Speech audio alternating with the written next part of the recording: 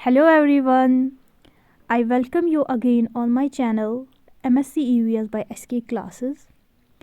Today we are doing our next topic, that is emergence of air, water and soil borne diseases. This topic is included in Unit 3 of Environmental Issues, which is itself a unit of Block First, that is Concept of Environmental Science.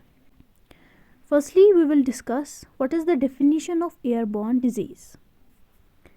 ऐसी disease जो एक human को infect करती है जब वो breathe करता है या वो इनहेल करता है पोल्यूटेंट्स। अब वो पोल्यूटेंट्स जो एयर में प्रेजेंट होते हैं जो एक ह्यूमन को इन्फेक्ट करता है उसको हम लोग कहते हैं एयरबॉर्न डिजीज़ेस। सेकेंडली कि ये समझना हमें ये डिजीज़ेस हमें कैसे इन्फेक्ट करती हैं। ये डिजीज़ेस हमें इन्फेक्ट करती है थ्रू स्नीजिंग, कफ और टॉकिंग। जो बैक्टीरियाज होते हैं या वायरसेस होते हैं, जब कोई इंसान छींकता है या खांसी उसको होती है तो अगर वो हाथ अपने मुंह के सामने नहीं रखता है तो बैक्टीरिया एटमॉस्फेयर में आ जाता है। फिर जो ह्यूमन दूसरा जो ठीक होता है, जिसको कोई इन्फेक्शन नहीं होता है, जब वो उन बैक्टीरियाज के साथ इन्फेक्ट हो जाता है तो उसको भी वो डिजीज़ लगने का खतरा होता है।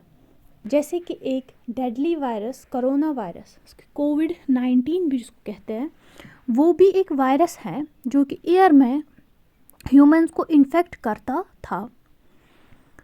अब अदर एग्जांपल क्या है एयरबॉर्न डिजीज़ेस की? Common cold, influenza, mumps, measles, chicken pox, whooping cough, diphtheria, ये कुछ एग्जांपल्स है एयरबॉर्न डिजीज़ेस की। Now what are the symptoms of airborne disease? कैसे हमें पता चलेगा कि हम लोगों को एयरबॉर्न डिजीज़ हुई है? सबसे पहले हम लोगों को कुछ मेजर सिम्टम्स होते हैं, जैसे कि स्नीजिंग है। कोई इंसान कंटिन्यूसली छींक रहा है तो उसको हम लोग कहते हैं इसमें एयरबॉर्न डिजीज़ का होने का इम्कान है। Then congestion, running nose, coughing, swollen glands, sore throat, fever, loss of appetite and fatigue, ये कुछ सिम्टम्स थे एयरबॉर्न डिजीज़ेस के।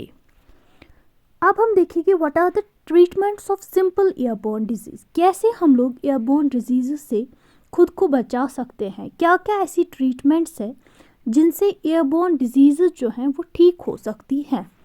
The first treatment is that we have to take plenty of fluids intake and rest. सबसे पहले हमें क्या करना है, हमें बहुत फ्लूइड लेना है, जैसे कि इन द फॉर्म ऑफ हम लोग वाटर लेंगे, हॉट वाटर पिएंगे, और हमें रेस्ट भी करना है ताकि हम लोगों से ये जो एयरबॉर्न डिजीज़ है ये ख़त्म हो जाए। सेकेंड ट्रीटमेंट है कि हमें एंटीवायरल ड्रग्स लेनी है अगर हमें कॉमन फ्लू है तो। थर्ड ट्रीटमेंट है कि हमें एंटीबायोटिक्स लेने चाहिए, और अगर हमें ज़्यादा फ्लू है तो हमें हॉस्पिटल भी रेफ़र खुद को करना चाहिए। फोर्थ इज़ कि हमें स्पेशल केयर चाहिए on detection of this airborne disease. Now we will see what are different waterborne diseases. Waterborne disease ऐसी डिजीज़ेस होती हैं जो कि माइक्रो ऑर्गेनिज्म जो पानी में प्रेजेंट होते हैं या गंदे पानी में प्रेजेंट होते हैं उनसे हो जाती है, जैसे कि diarrhoea, cholera, typhoid, hepatitis, dysentery, meningitis और अदर गैस्ट्रोइंटेस्टाइनल प्रॉब्लम। ये सारी डिजीज़ेस हैं जो कि वाटरबॉर्न डिजीज़ेस हैं। वाटर कंटेमिनेट होता है डिफरेंट सोर्सेज की वजह से, जैसे कि इंडस्ट्रियल एफ्लुएंट्स की वजह से, हाउस होल्ड वेस्ट की वजह से, ह्यूमन एनिमल वेस्ट की वजह से, अनट्रीटेड सीवेज की वजह से और केमिकल एफ्लुएंट्स की वजह से जो वाटर है वो कंटेमिनेट हो जाता है। वाटर किस बैक्टीरिया से कंटेमिनेट हो जाता है? ई. कॉली से या बाकी वायरसेस से, जैसे कि हेपेटाइटिस। अगर हम लोग बहुत ज़्यादा कंटेमिनेटेड वाटर कंज्यूम करते हैं तो उसकी वजह से गैस्ट्रोइंटेस्टाइनल डिजीज़ेस होती हैं, इंटेस्टाइनल डिजीज़ेस हो जाती हैं।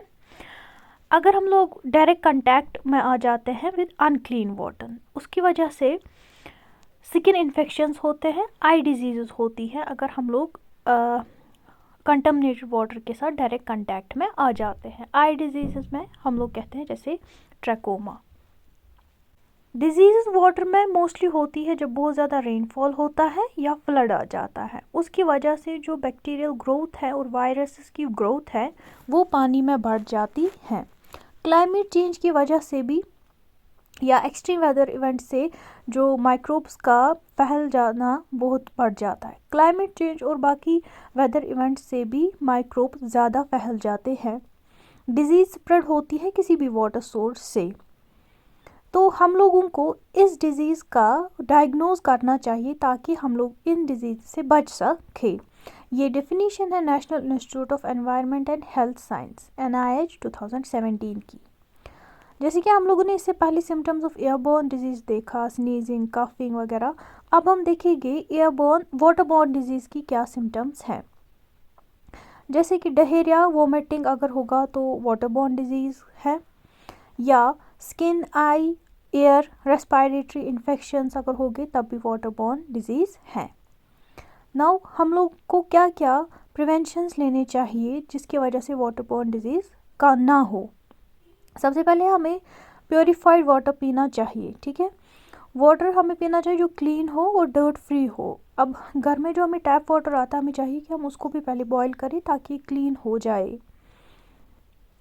जहाँ पे इन्फेक्शन की रिस्क बहुत ज़्यादा हो तो वो वाटर हमें अवॉइड करना चाहिए। बाथिंग वाटर हम लोगों को यूज़ करना चाहिए जब हम लोग उसमें एंटीसेप्टिक लिक्विड डालेंगे, उसके बाद हमें वो, या टैंक्स में ही हम लोग एंटीसेप्टिक लिक्विड डालेंगे, उसके बाद हमें वो यूज़ करना चाहिए। और जब भी हम लोग खाते हैं या कुछ भी मील कुक करते हैं तो हमें चाहिए कि हम हाथ के हाइजीन का ख्याल रखें, हाथ को हम धोए या सैनिटाइज करें। जो फूड हम लोग खाते हैं हमें चाहिए कि हम फूड भी वॉश्ड फूड खाएं ताकि हम लोग प्रिवेंट करें खुद को वाटरबोर्न डिजीज़ से। अगर वाटरबोर्न डिजीज़ है या उनके इम्कानात हैं, हमें चाहिए कि हम लोग पोलियो, टाइफाइड, हेपेटाइटिस जैसी बीमारियों से बचने के लिए हमें चाहिए कि हम वैक्सीन करें। Now we will see what are soil borne diseases. ऐसे ऑर्गेनिज्म जो रिस्पॉन्सिबल होते हैं सॉइल बॉर्न डिजीज़ के लिए वो हमें गार्डन्स में मिलते हैं या एग्रीकल्चरल फील्ड्स में मिलते हैं, या वर्म जहाँ पे एरियाज़ वर्म होते हैं, गर्मी होती है, वहाँ पे हमें ऑर्गेनिज्म जिनकी वजह से सॉइल बॉर्न डिजीज़ होती हैं वो हमें मिलते हैं। या ऐसे एनवायरनमेंट में हमें सॉइल बॉर्न डिजीज़ होती है जहाँ पे क्लाइमेट फेवरेबल होता है और वहीं पे माइक्रो ऑर्गेनिजम्स की ग्रोथ भी बढ़ जाती है और सॉइल बॉर्न डिजीज़ हो जाती हैं। ऑर्गेनिज्म जिनकी वजह से सॉइल बॉर्न डिजीज़ होती है वो सॉइल में ही रहते हैं और ह्यूमन बींग्स को इन्फेक्ट करते हैं, उनको वो अपना होस्ट बनाते हैं और वहाँ पे ग्रो करते हैं उनकी स्किन पे या कहीं आई पे, कहीं पे भी जहाँ पे हमें सॉइल बॉर्न डिजीज़ हो जाती है। ये जो डिजीज़ होती है ये इन्फेक्शस होती है और ये एक पर्सन से दूसरे पर्सन को भी इन्फेक्ट कर सकती है। यानी हम कह सकते हैं कि जो सॉइल बॉर्न डिजीज़ होती है ये कम्युनिकेबल डिजीज़ होती है जो दूसरे इंसान को भी इन्फेक्ट करती है। कुछ एग्जांपल सॉइल बॉर्न डिजीज़ की है amoebiasis, ascariasis, hookworm, enterobiasis, Q fever, lyme disease, giardiasis, salmonellosis, shigellosis, tetanus etcetera. ये डेफिनेशन है जेफरी एंड प्यूटिन की। ये ऊपर से नीचे तक ये जो 4 पॉइंट्स हैं ये सारी जेफरी एंड प्यूटिन की डेफिनेशन 2011 की है। Symptoms of soil borne disease में वाउंड्स आता है, स्किन प्रॉब्लम्स होती है, गैस्ट्रोइंटेस्टाइनल इन्फेक्शन होता है या रेस्पिरेटरी ट्रैक्ट इन्फेक्शन होता है। और ये जो इन्फेक्शन होता है ये because of direct injection of contaminated food होता है जो कि हमें सॉइल से ही मिलता है या इनहेलेशंस की वजह से हो जाता है। एग्जाम्पल्स है टेटानस, बॉट्युलिज्म एंड एंथ्रस। और कुछ सम फंगल इन्फेक्शंस जो कि सॉइल से ही होते हैं वो लाइफ थ्रेटनिंग होते हैं और ऐसे लोगों में ये फंगल इन्फेक्शंस होते हैं जिनका इम्यूनिटी वीक होता है। ये बाumgarten 2012 की डेफिनेशन है। Now prevention and treatment of some soil borne disease. सबसे पहले जब हमें लगे सिम्टम्स से कि कोई भी इंसान इन्फेक्टेड है विद सॉइल बॉर्न डिजीज़ तो हमें चाहिए कि हम उसको डायग्नोज करें कि इसको कौन सी सॉइल बॉर्न डिजीज़ है। उसके बाद हमें चाहिए कि हम लोग इंटेंसिव केयर करें पेशेंट को सो दैट इसमें ये जो सॉइल बॉर्न डिजीज़ है ये इरेडिकेट हो जाए। आफ्टर दैट हम लोगों को यूज़ करना चाहिए एंटीटॉक्सिन या एंटीबायोटिक थेरेपीज़ लेनी चाहिए, जिसकी वजह से हमारा सॉइल बॉर्न डिजीज़ ख़त्म हो जाए।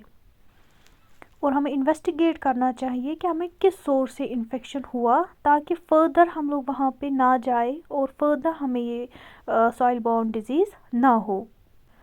लास्ट है ये प्रिवेंशन कि जहाँ पे भी हेवी रेनफॉल या फ्लड आ जाए वहाँ पे हमें पब्लिक हेल्थ मेजर्स लेने चाहिए सो दैट कि ये डिज़ीज़ स्प्रेड ना हो।